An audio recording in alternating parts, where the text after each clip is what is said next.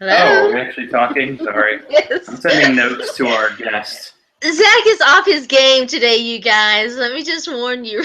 Okay, actually, it's good afternoon and welcome to Going for Two. This is the only YouTube podcast in the human recorded history to feature a male and female host drinking our way through the important topics of the day as long as they touch the football world and not in that way.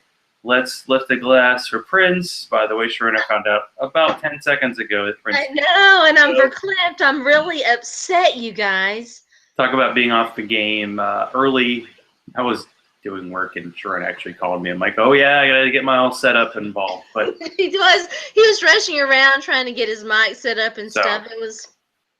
It was weird because here lately I've been kind of the one who's been like, I'm rebooting. I'm trying to get this laptop going. well, 8 o'clock, you feel much more relaxed at that point. But I am drinking a beer that you'll appreciate. He The has joined me, guys. He's joined. New Holland's Dragon's Milk, which I had a while back, but I He's think joining me in. that was during the dark time of my life when I wasn't really so hip with the whole bird and barrel. Now I'm back. Now I'm cool. It's actually very smooth. So it might be a little early for this, but nah. Everybody say hi to Smokey. Smokey the cat. What a pretty kitty. He is pretty. He is the best. He's a Usually when it comes to pretty kitties, and they know it. He is a stinker, though. He likes to crop dust me, which is not cool. But other than that, he's the best. Well, cats take as much joy out of it. They just go, hey, guess where I've been? You know, one of those things. A bandit's the one that's very, very, very concerned about the litter box. You go, sweetheart. So we set up this special time because Matt on every podcast, Harmon, will be on this show today.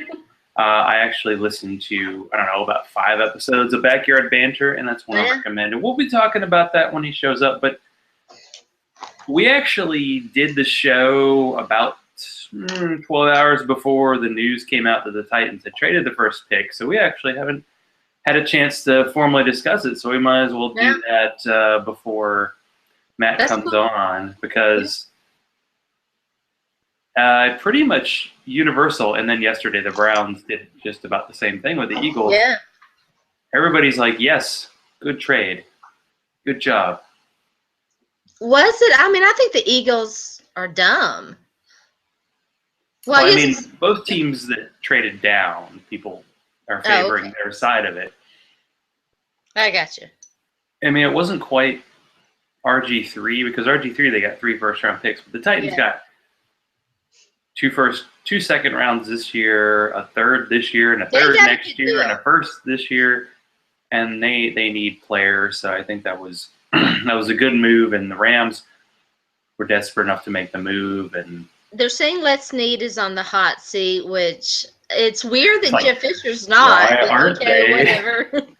Whatever. But, you know, here, the other thing, I will say this. You know, you guys know that I will admit when I'm wrong. I wasn't the biggest fan of the John Robinson hire, but I think that this was a good move, and I think that it was a good trade for him. It was a resounding bang to the start of his tenure.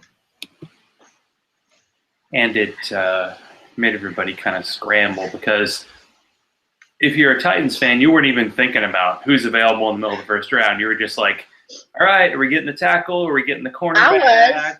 I don't know who. Well, of course you are, because you're going to be in the shit next Thursday. I am. I was looking at hotel rooms earlier today. I've got the agenda. I'm trying to figure out my schedule, hoping that it's just been a busy, busy, busy time for me and my family. My nephew is getting ready to graduate from high school. He's going to his first prom this next weekend, and we had a death in the family, so we're speaking of unexpected deaths, and so we've been having to scramble around, and I've been moving furniture, so I've been very much off the grid, and so I didn't know about this Prince stuff, and I didn't know about the Titans trade until Zach I think he messaged me or something, and it was like, Well, the Titans had to do that after we did the show, and I was like, what'd they do? I figured they did something stupid. There's still time. But, they did something good, and I was like, oh. I was kind of looking for a reason to diss this, but there's not really any, so. That was a good move, and it gives them 6 picks in the first 76, so it's basically 2 per round. It's fun to look at mock drafts now because the Titans have 3 second-round picks and 2 third-round picks. So this is the first year that they've got a full complement of draft picks in like 3 or 4 years. But what's strange about these trades is like the Browns made the trade with the Eagles. Oh, Bandit's in here too. You remember like Washington getting all those picks for the Saints for Ricky Williams? And what did Washington do with those picks? Apparently nothing, because they didn't have a pile of championships. The Rams got all those extra picks for RG3, other than parading them out when the 2 teams played last year. They have a good defense, or at least a good defensive line. But yeah, that didn't really work out. So I mean, it's like, because I think when you're in fantasy and you make like these dynasty picks, like you talk about good process, bad results. Like you can say, well, I traded for 2 first-round picks, but if your first-round picks turn out to be shit, then you're screwed. There's Matt. Is the man, the myth, the hair here? Come on, Matt. We know you're here. You want to be here. I see a puppy dog. My cats are going to go nuts. Yeah, Matt's his dog crazy. You guys, cat crazy. I've been thinking about, I'm starting. I still miss Libby dreadfully, terribly. I dream about her. I miss her so much. I'm kind of like, well, we could add a dog to the family again, So I'm kind of wanting to add a dog. But 3 cats is a lot. That's true. Hey, Matt. Oh gosh, guys, you're not gonna believe the ordeal I had to get here. I'm sorry. I'm sorry. I'm late. You're fine. Yeah, I went hiking this morning. I'll just tell you right now. I went hiking this morning, which is why I'm wearing the bandana. And I like the bandana. I appreciate that. And I actually got it at Beer Fest. PBR was giving away free stuff. So. Wow. But yeah, so I went hiking this morning, and I planned to be back here by well before our start time, but my car died, and obviously I was out in the middle of nowhere, so I had to wait till somebody could jump me. But luckily, eventually, somebody showed up, and I know I was gonna DM you guys or something, but I obviously did not have service out where I was, so it's been quite an experience. You're fine. It's no big deal. We're so thankful that you could join us. Our first real celebrity. I think that's giving me a little bit too much credit. I mean, I interviewed Chris before. I think it was before his NFL Network days. But yeah, this will be I did call it a first official NFL Network. But let's get the introduction going. And try to hide our sadness over the fact that we're not going to see the full, glossy, glorious hair of one Matt Harmon. But we'll do our best. We are pleased to start drinking early, at least us. I know it's 2 o'clock your time. Start drinking early to honor tonight's guest. Matt Harmon, in a short time, has gone from a guy with a blog and a dream to a coveted spot at the NFL Network. His Reception Perception series got us an early look at breakout wide receivers such as Allen Robinson. He's turned his backyard banter into a podcast unlike any other in the industry, focusing on the individuals who have made it as fantasy or real NFL professionals, plus that hair or, the covering of the hair. Either way. But thanks for being on, Matt. He also has a glorious beard. I'm digging the beard.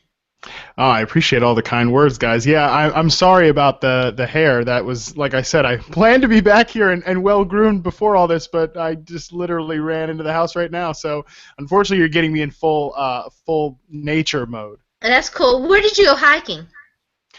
Solstice Canyon. It's in Malibu, so it's just off the Pacific Coast Highway. So it was really beautiful. I will be posting all of the pictures later. Cool. Charlie the dog came with me, of course. So plenty of good stuff from him as well. He's the real celebrity. I'm just the tag along. Charlie the sidekick.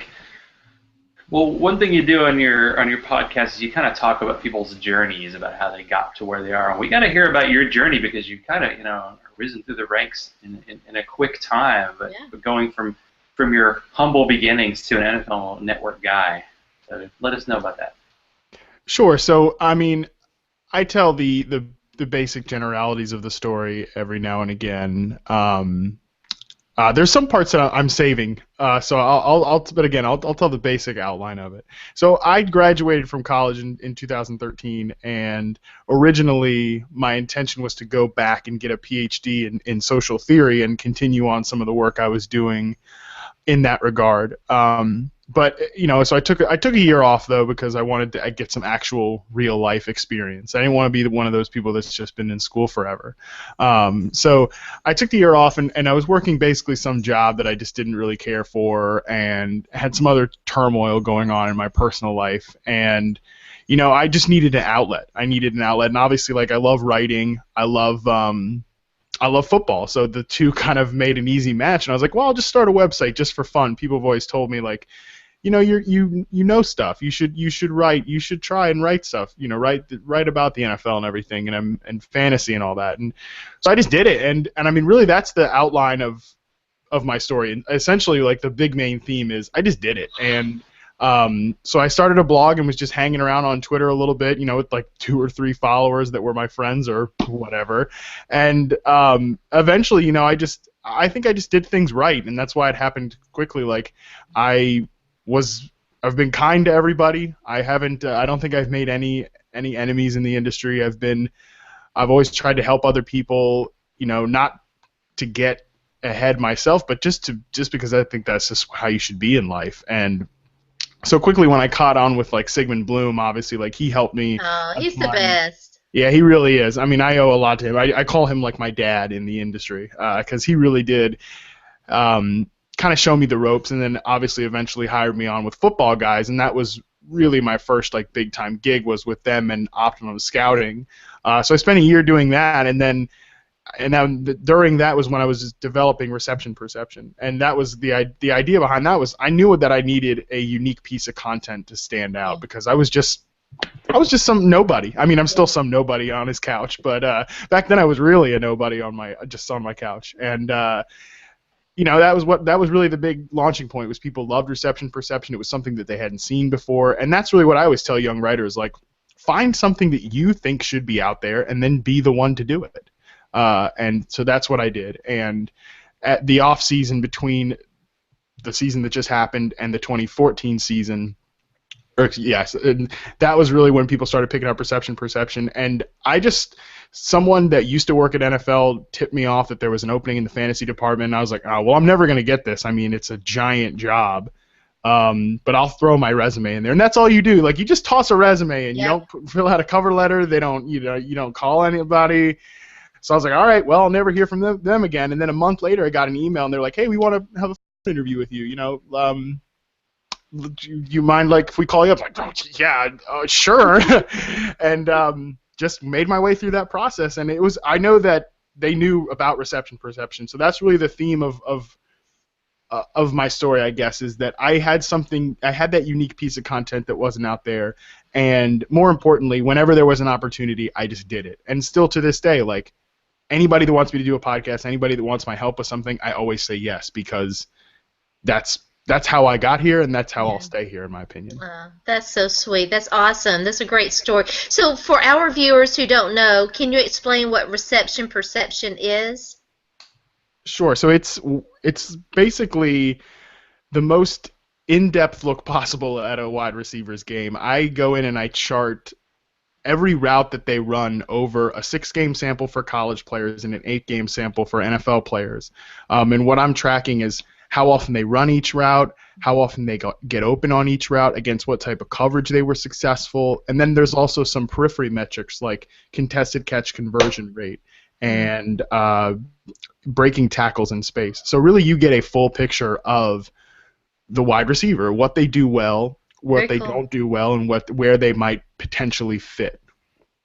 I think that's awesome. One of the things that's always kind of concerned me is how, interceptions, quarterbacks get all the glory and all the blame. A lot of times interceptions aren't necessarily the quarterback's fault. Sometimes it's, something that the wide receiver did or whatever. So I think having more information is always good. Yeah, I totally agree, and that's really the thing. Football is even more than any other sport. It's it's a team game, as they say, and production is so dependent on what the other guys around you do, and like it's hard to just say that whatever a wide receiver puts up stat line wise or fantasy wise, that's a complete picture of their game, because it's dependent on the offensive line to block for the quarterback. Then it's dependent on the quarterback to get them the ball accurately. But what I do is I try to divorce the wide receiver from all other variables and just focus on what they do well. Very cool. And you get to discover people like Allen Robinson. So, I liked Allen Robinson coming out. He was on my list of wide receivers I wanted the Titans to take a look at a draft. What was that journey like from writing about Allen Robinson, as a rookie, or even, I'm not sure when you first, posted about him, and then actually having interactions with him on, I think it was on Twitter, right? Yeah, it was. I mean, it's cool. That was kind of like, oh wow, this has really come full circle. So, yeah, I charted Allen Robinson's rookie season, and that was around pretty much about a year ago now. Like, it was in April of 2015, right before the draft last year, and I was like, oh man, this guy is getting open and scoring. This during the 10 games before he got hurt as a rookie too, and I think that's why it was kind of the perfect storm, because people just kind of forgot about him because Odell Beckham, Mike Evans, all these other rookies from that class broke out. But I'm charting him, and I'm like, wow, this guy's getting open. He's pretty special. Yeah, at like a rate of an elite NFL receiver. So I titled the reception perception article, Allen Robinson is on the precipice of a massive breakout, and boom, he catches 14 touchdowns. And it was really cool though, because then he actually. We followed each other on Twitter towards the end of the season. Like, he reached out and said, DM'd me and was like, hey man, thanks for all the support. And I was like, thank you. Don't thank me. I just knew you were gonna. I just said you were gonna be good, and you did it. I mean, whatever. Thank you for. I have a career because of you. So thank you for being good. Now, he went to Penn State, right? Yeah, correct. Yes. See, the thing, what he did in college was pretty. When you think about where they were and what was going on, it was pretty amazing. Yeah, it really was. And he was with Christian Hackenberg too, and Hackenberg's never been the same since Allen Robinson left. So well, I was wondering about that. I was seeing maybe it was the John Gruden quarterback camp, and it was Hackenberg throwing a pass to Allen Robinson. I was like, oh yeah, I remember when Hackenberg his freshman year, everybody was like, in 2 years, man, he's the #1 pick. And see, I had this debate. Was it Johnny Manziel, or was it Mike Evans, or was it Mike Evans and Johnny? I mean, good players help. Great players help good players look good. Yeah, it looks like we have a pretty clear answer to both of those for now. Yeah. So before we get really into football, Matt, what was your master's degree in? I actually only ever got an undergrad degree because when I decided to pursue football, that was the risk I took. Was I just yanked all applications out. I got you. So okay. I only ever got an undergrad degree, and that was in sociology, and my emphasis was in cultural studies, so social theory. Actually, it's funny. Ironically, now I spend so much time on Twitter that my original thesis was about presentation of self on Twitter, and I was taking old old social theories and applying it to the digital age. So symbolic interactionism and Goffman's presentation of self theories, and kind of reimagining those for the 21st century. And now it's ironic because now I'm literally on Twitter all the time, so I'm probably doing some of the things that I was writing about back then. I'm currently having a love-hate relationship with social media. That's the constant debate. Do we love it or do we hate it? And it really just depends on the day, I feel like. Is that right? Yeah, it really is. That is true. So did you say you're going to be doing reception, perception, kind of covering all the rookies for their sophomore year this summer? Is that your next big project? Yeah, I think right now I'm just trying to chart as many guys as I can. Hopefully, we'll be putting all the data out either in like a PDF form or in a giant post on my website, and then also just bringing all the analysis. Like last year, they had me do this obviously, like especially because of that last class, like the 2014 receivers for NFL.com, they had me write like a sophomore receiver preview. And I'm hoping to do the same thing on this class. You know, guys like Devontae Parker, Amari Cooper, Tyler Lockett, all those sort of guys on Dorial Green Beckham. So right now I'm trying to get as many of those. I will have all of those guys done for sure because I think that's what interests people most, like who's going to break out next. But I'm also doing a lot of like veterans, you know, and like Willie Snead's a guy I just finished last night. Oh yeah. Yeah. So I'm trying to get like a healthy mix of players. You know, my system really probably I'm going like, you know, chart a stud like Allen Robinson, chart a middle tier, you know, veteran guy like Willie Snead, then chart one of these young receivers, and trying to get a mix of everybody. Yeah, well, this show kind of started as two Titans fans, and then over time we've kind of devolved into more NFL talk because the Titans are depressing.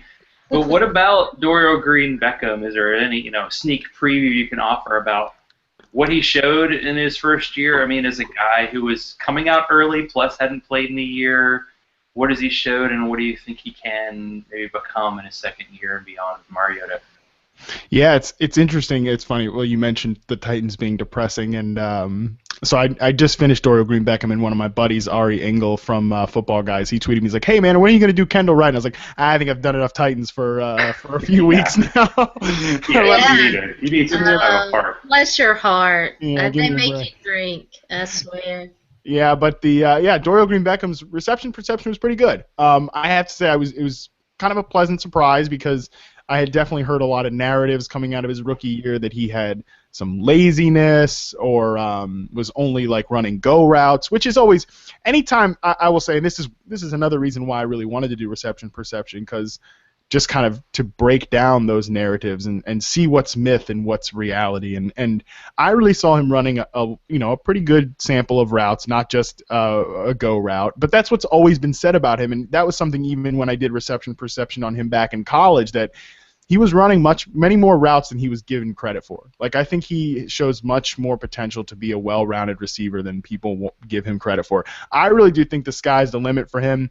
The only really poor showing was the Houston Week 16 game. That was his only incredibly negative game, but the rest of it was at least solid. So he scored right around the NFL average for success rate against man and zone coverage, and then was a little below average against press coverage, but that's pretty good for what I'm seeing with these other rookies last year. Devontae Parker's was incredibly discouraging. So I'm pretty high. Yeah, I'm pretty high on Green Beckham this year, as long as everything goes right. It's in terms of his character and all that sort of stuff, because we know that that's a thing for him. So, but as long as he's on the field and playing with Mariota, I expect him to have a pretty big second year. So you heard it here first, but So there's a little Titans hope for you. Yeah, it's interesting because that we mentioned earlier before you came on that we did the show last week on Wednesday, and then by Thursday morning the Titans had traded the pick. So that was big, crazy news, and the lowest a team has traded down a first round ever. But I just wanted to get a little insight as an NFL Network guy. I don't know, do you get into the quote-unquote office? Because yesterday was crazy. Like, we had the Browns and Eagles making the trade, and then Josh Norman getting his franchise tag removed. What kind of chatter happened, and what was it like? I mean, as an insider. I don't know about insider, but sometimes I am in places. But yeah, in the off season, I more work from home. I more do some stuff from home. But in season, I'm always in the office. So, so I was not there yesterday. But it is when news like that happens.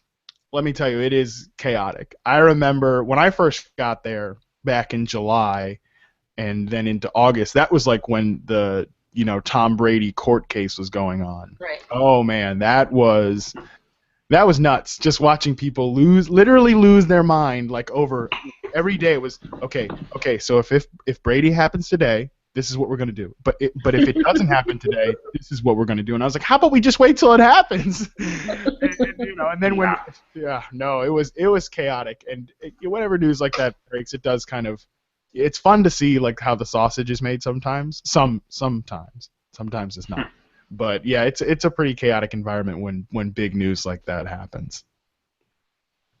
Well, it's interesting that you said that you're at home most of the time now, and then during the season you're in there, because I almost feel like the NFL has created this year-round thing. Like, there was way more excitement about the trade yesterday and then Josh Norman, at least on my Twitter, maybe because my Twitter is football-focused, but way more excitement than NHL, NBA playoffs, and anything else. Like, Tom Brady gets a hangnail. That's news over anything else happening in another sport. We'll just throw Tom Brady in there again because he is pretty, but it's crazy. It's crazy what the NFL has done to make itself relevant all year long. And that's the funny part, is that we certainly, as NFL media and the NFL in general, have definitely made that part of that possible. Because, the 3-hour long schedule release show, like, give me a break, or 3 hours on releasing the frickin' schedule, like, it seems a little excessive. However, people watched it. That's the thing. Like, that's the funny part, is everybody's getting all snarky about it on Twitter. I'm like, okay, but somebody is watching it. Yeah. And by somebody, I mean a lot of somebodies watch that show. So the demand for NFL content is higher than ever. And well, that's pretty exciting for me, considering it is my career.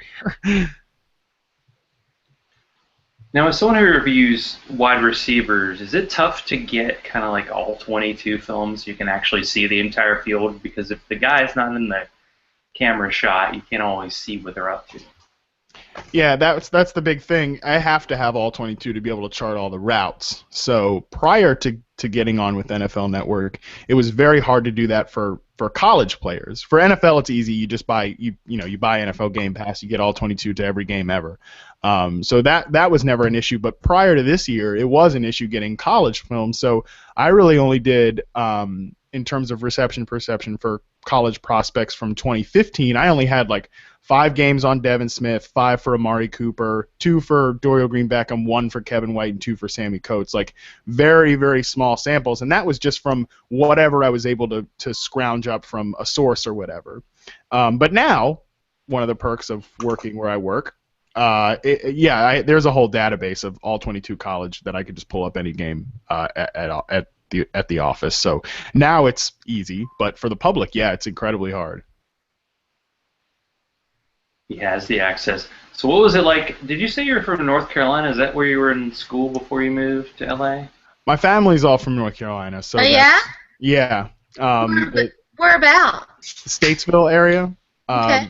The Harmons migrated from Germany forever ago and settled in Troutman, North Carolina, and they're all pretty much still there, except my dad. My dad moved away, and we lived in Virginia, so that's where I'm from.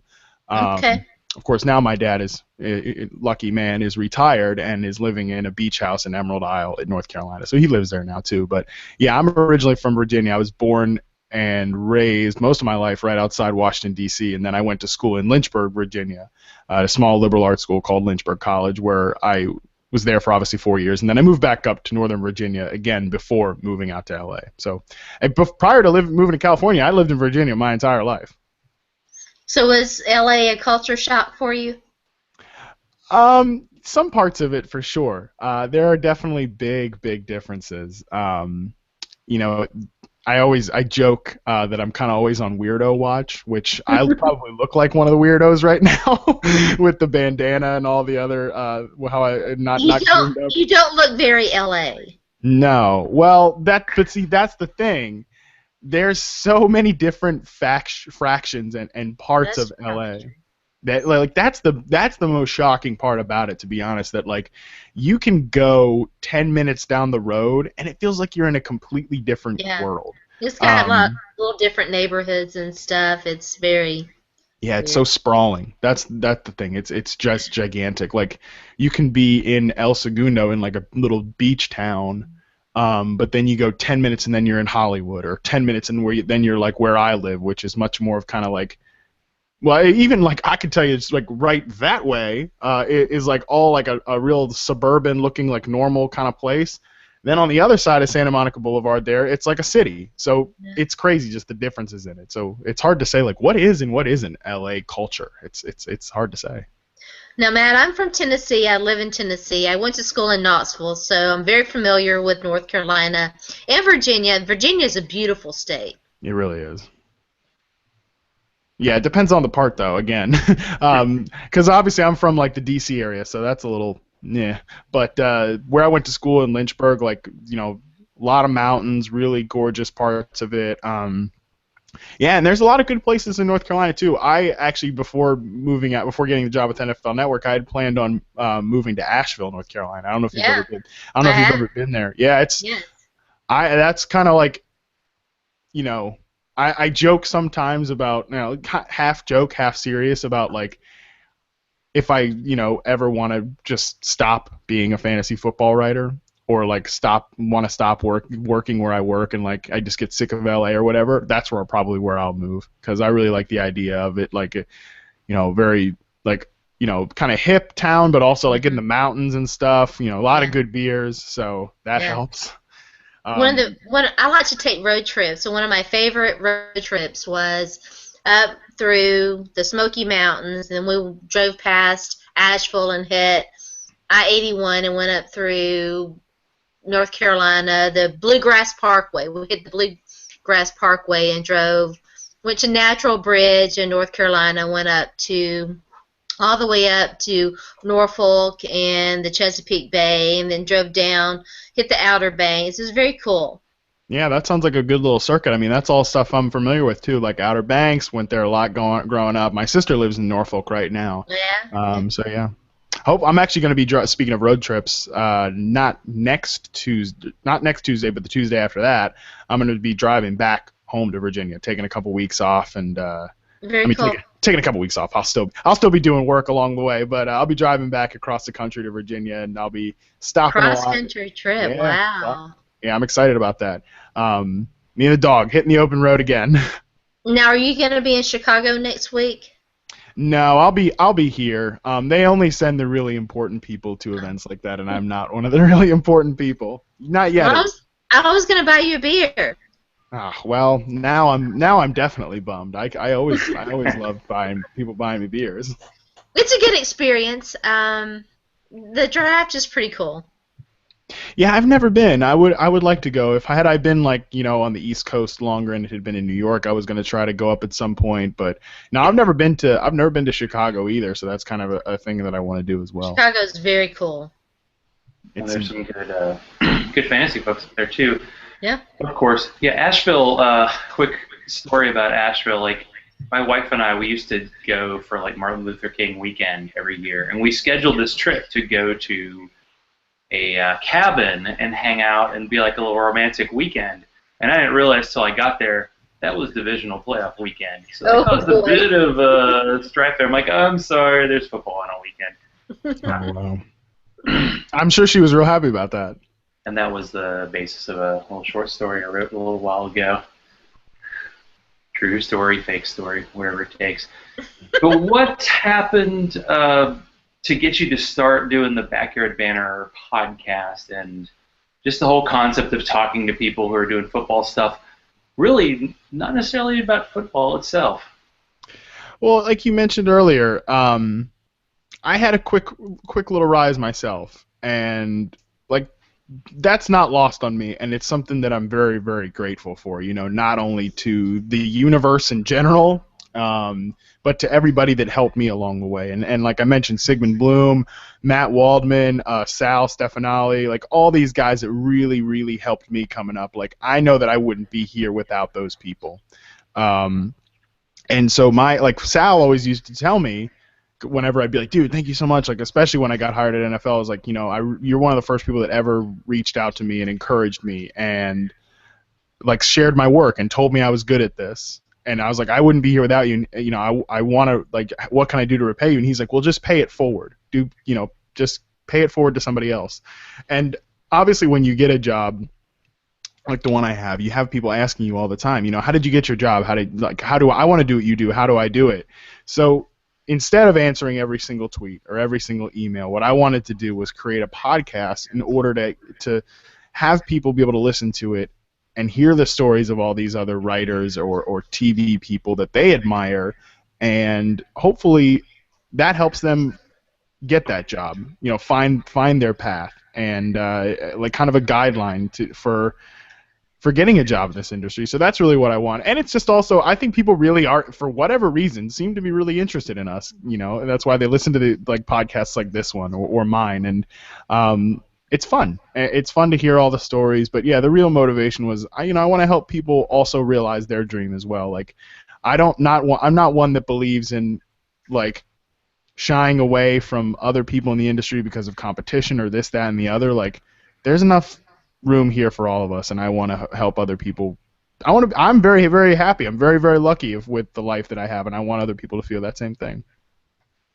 Well, I think one thing I like to do if I'm going to interview somebody who does podcasts is it's fun to go to the most recent episode and then go back to the past. So as I think I tweeted, I mentioned that my car was in the shop, so I got to listen to your last couple episodes, and then I listened to number one. And I actually liked the straightforward nature of the first one, because you hear that little Google Hangout sound that happens when you start. And then, of course, you talk to Sigmund Bloom, and literally you say hi to Sigmund, and he talks for 45 minutes, so you're totally set. And he rambles in a different way than anybody else does. So that was a good choice. And I was listening to the Matt Waldman interview just before he started, and I was impressed that Matt can reach pretty deep, too. Yeah, Matt's awesome. But just to mention that, yeah, and you had like C.D. Carter, who, I did the Ask Your Fantasy Football Expert series for like 3 years, and I remember talking to him when nobody knew who he was, and now he has 20, fake accounts. But it was cool to hear about, because you start with the people who are doing this for a living, and then C.D. Carter is a known name, but it's kind of like still a sideline for him. He still has a day job. So it's cool to hear about the people who are like, if I do this for a living, I might actually start hating it. Mm-hmm. And I'm guessing that's not happening to you, because you're still young and new and fresh. Yeah, it's a fun thing to get different perspectives like that. Like I had Eric Stoner on in that's football, like ingrained in my episode 6. I had him on for episode 6, and he's like that perfect example of somebody that is talented enough to do whatever he wanted to do with this writing thing and football and all that, but he doesn't want to do any of it. And so I think that's also an important perspective for aspiring writers to hear as well. Like, listen to the stories of people that ended up realizing, like, hey, this isn't for me on a full-time basis, because maybe that is you. Maybe you think you want to do this, but you really don't. It should just be a hobby. Like Eric said, some passions are best left as hobbies, not jobs. And I think it's also an important perspective to get from people. Yeah, both Sharona and I have been on and off with the football writing, and we actually had a interview a couple weeks ago with Thomas Gower, who covered the Titans for like 5 years, and he was like, when the Titans made the trade, I had to ask him, as someone who had blogged about the Titans and wasn't anymore, do you miss blogging about the Titans? And he sent an emphatic, no, I'm glad. Some people just, you have to know when to hold them and when to fold them and when to move on. But I just appreciate the fact that your show, you get to, get into the personality of people you're talking to. Yeah, that's because we come off as robots, but it's not really the case. Right, and that's the cool part too. Is like, I think it's valuable to not come off as the football robot. Like, and if there's any account that epitomizes that, I think it's mine. I'm constantly tweeting about things that are not football. Whether it's my dog or now that I'm back home and I'm not stuck in the middle of nowhere with a broken car, I will definitely be tweeting out a bunch of pictures of Charlie from the hike, whether it's my dog or about music or just what's going on in my life or my plants. Tweet about plants a lot now. I tweet about a lot of different stuff, and it's important to not come off as a football robot, because it makes you a human being, and I think that also just, it builds up a lot more goodwill with your audience than if you're just like, these are my football opinions and this is, I don't think people respond well to that. So what kind of music do you like? Because I'm like really upset about Prince dying. I know. I didn't know about Prince either until like I was in my car driving back from the canyon, and I was listening, and they said it on the radio, and I was like, oh, Yeah. wow, because I've been I found disconnected out all like day. 10 seconds before we went on air, and I was like crying and stuff. I know, it's crazy. Yeah, it's shocking. I don't even know. I don't know anything about what happened. I just know that Well, he they're died. not saying what, Yeah. not yet. Yeah. No, I mean, yeah. Well, obviously Prince is great, no doubt about it. And it'll be interesting to see because Coachella, the second weekend is this weekend. It'll be interesting to see if any of the artists there. I'm not going, but I'll be interested to hear if any of the artists work in like Prince stuff from. I'm sure they Like will. yeah, most likely. I like all kinds of music though, and I hate to be that guy that says that, but I really do like a little bit of everything. My favorite though is probably like folk music. I was gonna say, I was like, are you a bluegrass guy? Yeah, I mean, I could get down with a little bluegrass for sure. If you can't tell from the hipster beard and glasses. Yeah, no, I play guitar. Have you ever been to Bonnaroo? I have not. Music, I'll be honest with you, and like a lot of my friends went out here, like Marcus Grant, Alex Gelhart, Matt Franciscovich, like all the guys I work with, they all went to Coachella this year, or are going this weekend. And music festivals just really aren't my thing. Yeah. I don't know what it is, but it's just the No, idea. that's a lot of people. It's a lot of people, and I don't really like being around that many people, especially I like don't know, man. all I'm day. with you. Yeah, like for Coachella too, it's like crazy. the desert. So it's like you spend like 2 or 3 days just with a bunch of sweaty, disgusting people hopped up on Yeah. all kinds of, who knows what. Yeah. It can be a taxing Yeah. experience, and I just like to enjoy music. But Yeah, and I love live music. Don't get me wrong, but I've done the Bonnaroo thing. I probably never will again. But it was cool to do it, you know. that's the thing. I probably should just suck it up and do it one time. But just the idea of it skeeves me out. But I'm actually going to see Chris Stapleton next Oh, cool. on Wednesday, this coming Wednesday. So I'm really excited about that because he was at Coachella, obviously, and he'll be doing one stop in LA before he heads out of here. So he's one of my new favorites that I've listened to. So it's gonna be a good show. That's a good event to go to before the calm before the storm, before a big draft weekend happens, right? Yeah. Oh yeah, for sure. I need to kind of die down a little before it all kicks in. Well, 2 years ago we had like a rookie wide receiver class for the ages. I mean, compare like the 2014 rookie wide receiver class to like 2008 running backs. What does the 2016 class look like, and who do you like? Because everybody says the Titans are going to take one in the first 3 rounds. Yeah, I mean it's good for the Titans that they're stocked with all these extra picks. They could probably afford to take that little swing there. Because I don't think necessarily that they have like a desperate need at wide receiver, but it doesn't hurt to take a stab there. This class, and I think it's gotten a bad rap because we're pretty spoiled from that 2014 class that was so incredible. And also even last year, although a lot of the guys didn't really show it in year one, most because of injuries. Last year was a pretty good class too. I mean, especially of like really high upside potential number one receivers, like Kevin White, Rashad Perryman, Amari Cooper, like all those guys we were talking about earlier. All those guys could be, number ones for a long, long time if they hit their peak. I don't really think there's a ton of guys like that in this class. To me, it gets a bad rap because it's not a sexy class, but it's stocked full of guys that I think could be long-term complementary number 2, number 3 receivers, flankers, slots. There's a lot of guys that I think have potential to help NFL teams for a long time. There's just not, like I said, that that sex appeal of like this is the next breakout class. Now, what about the kid from Ole Miss? How you feel about him?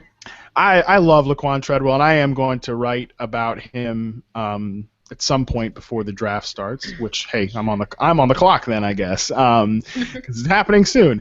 To me, I think he's the complete package. I know that he gets knocked for his 40 time, and I get that, and he's certainly not an all-world athlete. In fact, he tested as a pretty poor athlete in all terms of athletic testing. But to me, he's great at playing the ball in the air. He's very underrated after the catch and as a route runner. I think that's a thing. Like when we know a prospect is good, and we've known for a long time that Laquan Treadwell is good. We kind of just pass on looking at the nuances in his game, but he definitely knows how to defeat press coverage. He knows how to set up defenders at the break point of routes. So, and that's pretty good for a guy that had lost a lot of time to injury and is a young prospect.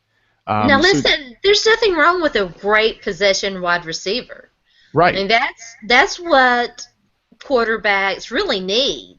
I mean, the other guys get the flashy stats and all of that, but like a young guy, I would not mind whatsoever if the Titans took him. A guy who you can count on to catch the ball is very important.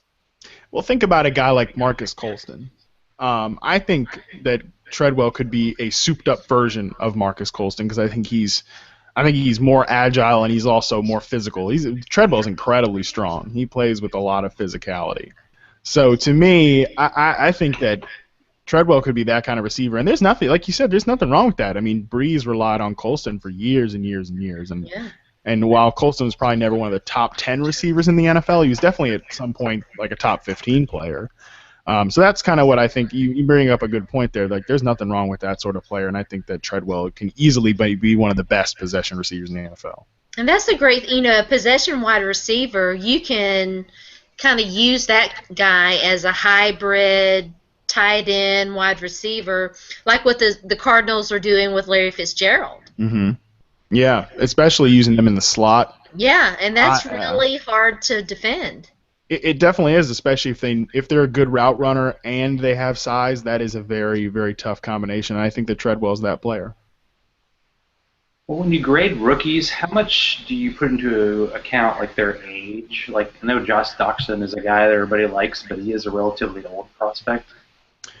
I think there are other people doing a lot of great work with age. You look at John Moore and some of the other RotoViz guys that do work with age. And what age does for me, especially in conjunction with their athletic testing, it kind of paints a spectrum, if that makes sense. Like, if somebody is a young prospect and very athletic, like, they have a wide range of outcomes. But if they're, then if you add an older prospect that maybe doesn't test so well, then that range of outcomes maybe is a little more limited, and you're looking at a guy that maybe has a limited ceiling in the NFL.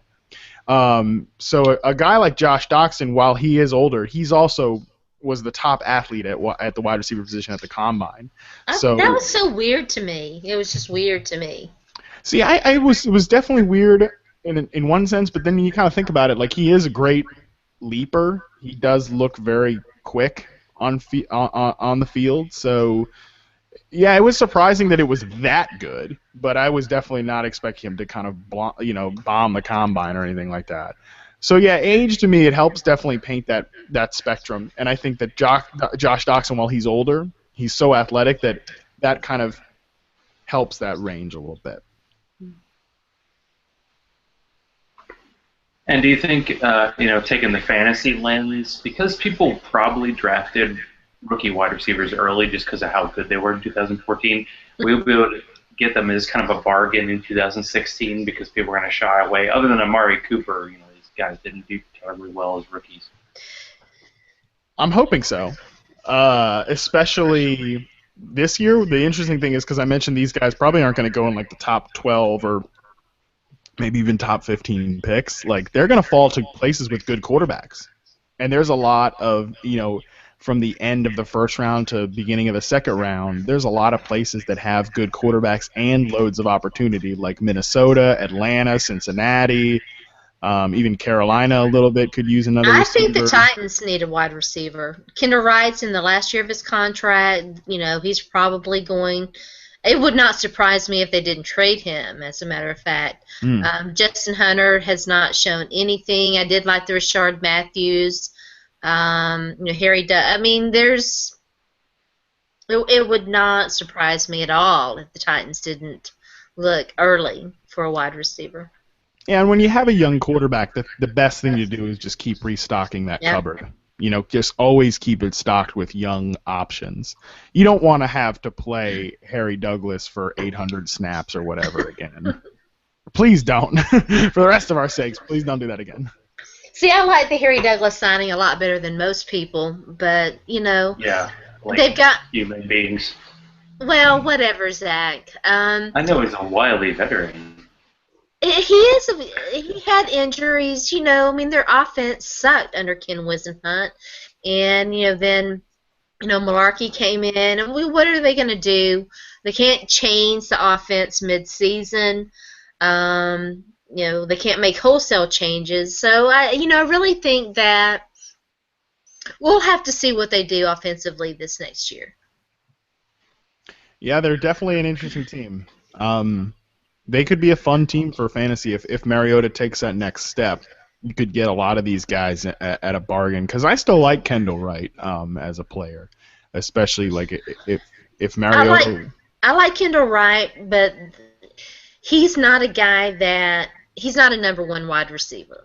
Oh, certainly not. I think that has definitely been proven. Isn't it funny? I was actually kind of a random tangent about Kendall Wright. Isn't it funny? Like I was talking about this with Alex, my roommate and NFL employee, fellow NFL coworker. We were talking about this last night. Like, isn't it funny how when the Browns took Brandon Weeden that draft, that their rationale was, well, we really wanted to take Kendall Wright, but then the Titans jumped in and took him ahead of us, and it was like, really, like Kendall Wright threw losing out on Kendall Wright threw your plans for such a loop that you decided to take this ancient quarterback? Like, well, that was ancient. I mean, really, for real. I mean, they're just so dumb.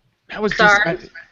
That Holmgren whole that range of the franchise was pretty bad.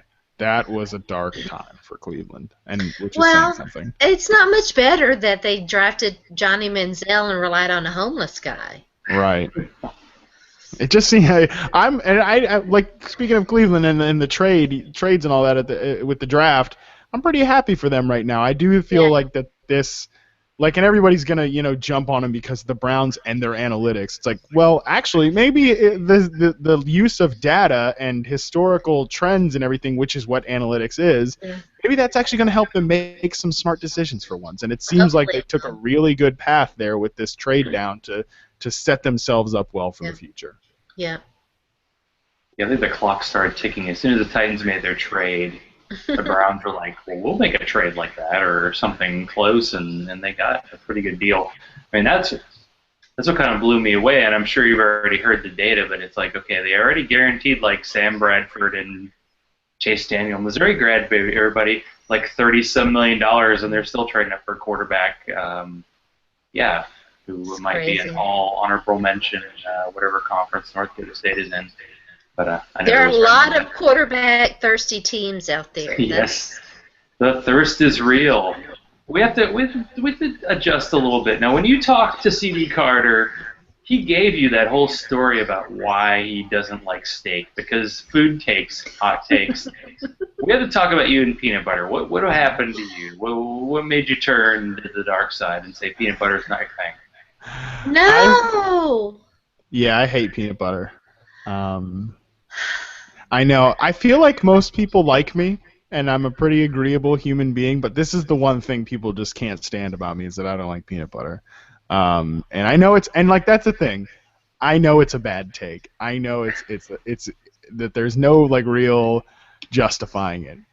Of course I'm antagonistic about it on Twitter because it's fun to be antagonistic about food on Twitter, because literally nothing gets people more upset than food takes. Like, I could walk down Twitter and talk about, religion, politics, like, but whatever, that would be fine. But as long as I don't slander anybody's favorite type of food, then I won't set my mentions completely on fire. But whenever the peanut butter thing comes up, people always get upset. And as far as what it is about it, I don't know. I just don't like it. I've never liked it. I think it looks weird. I think it smells weird. I think it tastes bad.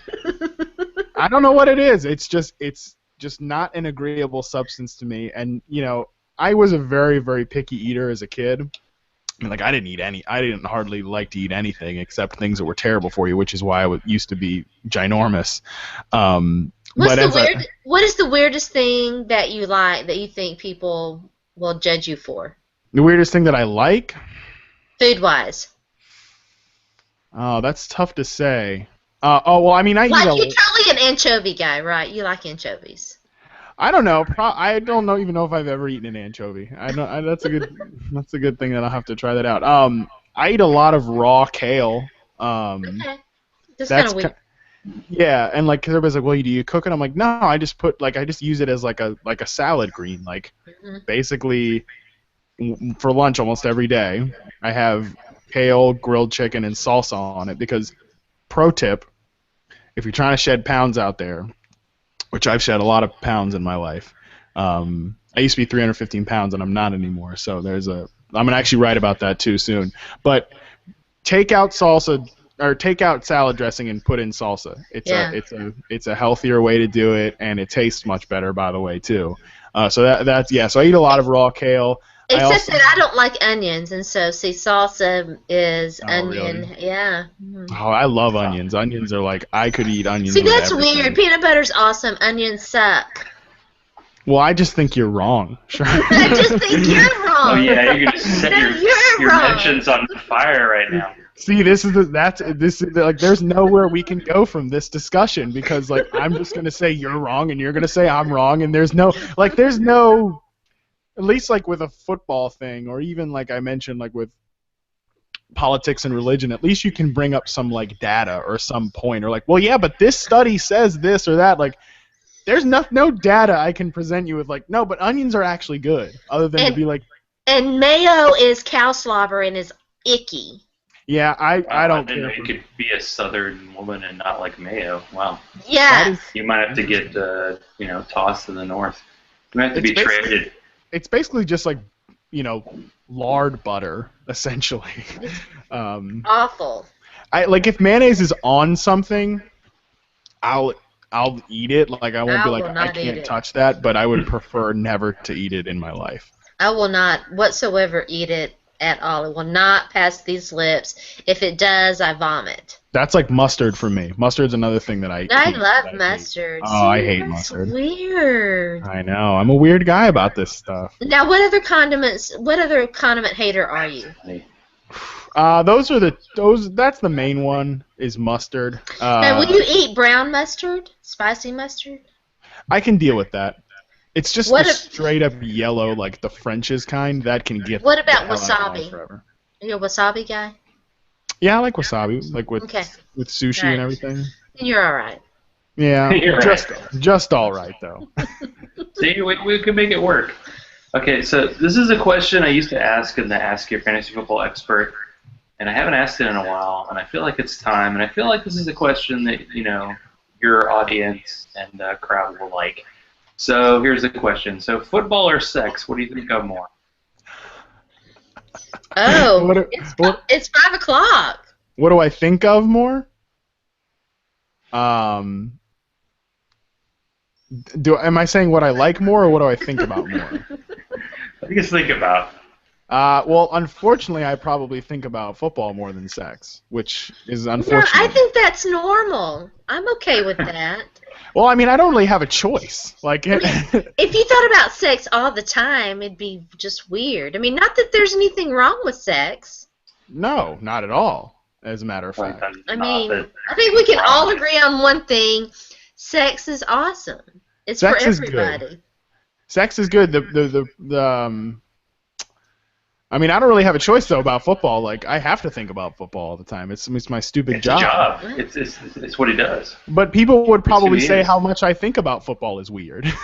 So, like, if it wasn't like back when it wasn't my job, and how much I thought about football, that was probably weird. So, what's more weird, the guy that thinks about football all the time, or the guy that thinks about sex all the time, or the woman that thinks about football all the time, or the woman that thinks about sex all the time? Listen, just do you people. Whatever you want to think about it. We're not here to judge. Except if you hate peanut butter, then you're weird. Well, then there you go. So either way, regardless of what I'm thinking about more, I'm still weird. We have established that. So you ready for draft weekend? Excited? Yeah, I'm excited to finally find out where some of these wide receivers land because if you haven't noticed, I've been on a lot of podcasts lately, not including my own, talking about this wide receiver class. And it's been such a when you talk about receivers before they get with the team, it's like all theoretical. Like, well, they could fit with this, they could fit with that. I'm excited to finally learn landing spots, know where these guys go. And now, like, the first 2 picks are kind of, I feel like, a little bit of set in stone now. But I'm also excited to learn where, like, Zeke Elliott goes and everything. Yeah, so there's a lot to be excited about in this draft, in my opinion. I'm ready for it. I'm ready to just to dive into it. So what made you choose wide receivers? Because I love the position. My favorite player was Steve Smith growing up. Oh, yeah. So are you a Carolina Panthers fan? It's a complicated relationship. Well, I have to ask you, Josh Norman, the Panthers, is that going to be a bad breakup or not? Oh, well, I mean, I actually said yesterday I took a screenshot of a tweet that I sent back in September of the previous season. You know, after Josh Norman got the franchise tag rescinded, I sent out the screenshot of a tweet, and I was like, in that tweet, I was like, yeah, he's going to be playing for somewhere else, you know, in the future. I would never have expected them to rescind the franchise tag. That was pretty shocking, but I was pretty convinced he was not going to be in Carolina long term. Why not? Well, one, because I mean, Gettleman doesn't give extensions to people that are under 250 pounds. You know, because he builds around the offensive line, the defensive line, and his quarterback. Guy. And that's a good thing. Yeah, it is a good thing, and I think that Norman had a great season last year and a great half of a season in 2014 as well. And so that I'm not taking any credit. I'm not taking any credit away from him as a player. Like, I hope he goes out and gets paid because he deserves it. Mm-hmm. But this organization was not going to pay him, and I think, and I think, I have a pretty good suspicion, I'll just put it that way, that he was not taking being franchised well, and that they expected him. Oh no, he was not. Yeah, and that they expected him to. And there's nothing Gettleman likes worse than a player who's not taking things well, aka Steve Smith. Yeah, he's not a distraction guy. And if you're not a core player, and he does not view cornerbacks as core players, you're gonna get gone. And so that's exactly what happened, unfortunately. Yeah, it stinks that he's not going to be around, but I think they'll also be okay. Yeah, I think so too. I think Zach had to run because he's got another show after this one. Matt, we've kept you far too long. Thank you so much. It was such a great pleasure to chat with you. Yeah, absolutely. I'm sorry I came in here so late. No, you're fine. I was booking it down the 405. I was like, oh, I got to get there. I got to get back. It's such a disaster. I'm just glad. The people who helped jump me, they're the real heroes. Yeah. I had that happen. Well, yeah, I was headed to Charlotte to cover the NFC Championship game, and my vehicle wouldn't start. And somewhere out, that was when it was the ice storm, the big ice storm, snowstorm, and I had to get jumped. And yeah, I one of the best things about chatting with you was the whole pay it forward, and that's something that I ascribe to as well, and I think that's a great attitude to have. It was a great pleasure to have you. For those living under a rock who don't know who you are and where to find you out there in Twitterland, tell them where to find you. Yeah, you can find me at Matt Harmon _BYB, and you can use the hashtag #ReceptionPerception to find all that content. Well, thanks so much for joining us, and go do whatever you need to do. I think I'm going to take a shower, but thank you so much for having me. I really appreciate it. I enjoyed it. Okay, bye, Matt. Oh, there he comes, Zach.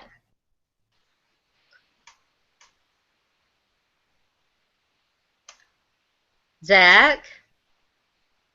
Oh, wow. My computer just blew up and I disappeared. Did it? Well, I didn't know. I know. Nice talk about the Panthers and Josh Norman, and I just was like, wow. Well, I know that you have another show after this one, so I didn't know if you had to run or what have you. I know. I'm a back-to-back kind of evening. I mean, that's the way it goes on Thursday sometimes. Yeah. So, Matt, what can everybody expect from you this season? What's coming up? And talk about your show. Just a little, pimp yourself. What are you going to happen?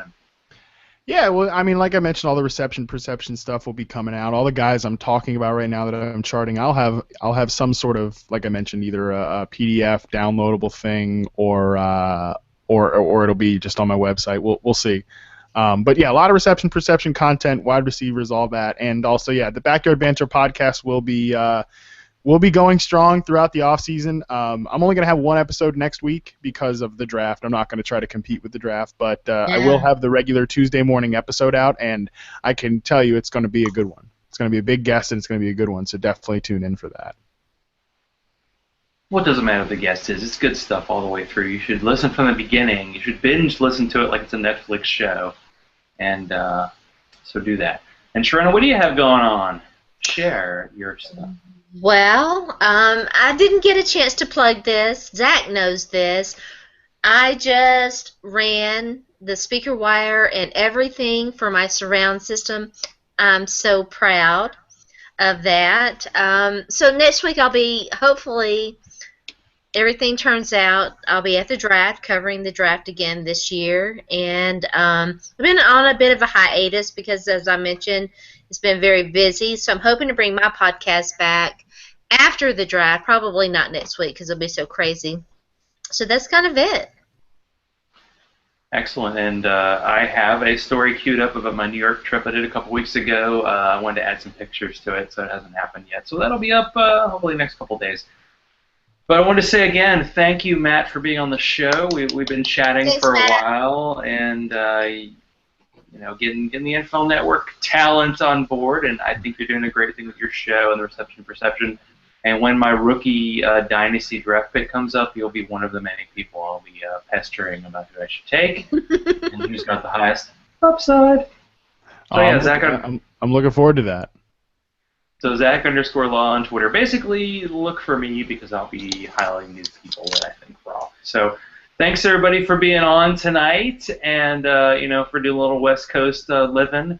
And don't worry, you'll be seeing the locks shortly enough. Backyard Banner, just subscribe. No, wait, you'll get wait. Before Matt gets out of here, Matt, West Coast or East Coast? Which one's the best coast? Oh man, that's a good question. The West Coast is still so new, so I'm gonna say West Coast. I like the little delay. I love like football starting earlier, and then at the end of the day, like the Sunday night game happens, and you're like, oh man, I still have time to do other stuff. That makes sense. By other stuff, it's usually like prepare for writing more. But like theoretically, if I was a normal person. Also, the only downside to the West Coast is that like at 10 p.m. West Coast time, Twitter comes to a screeching halt. Yes. Yeah. It's. Yeah. But other than that, it's great. I love it out here. Okay. Sounds good. Well, thanks everybody for being on. Thanks again, Sharona, for adjusting the schedule for a different day and a different time. Thanks everybody for listening. And hi, Dawn. You should be listening every week, Mr. Teacher Guy. And as we like to finish every week, kiss my grits.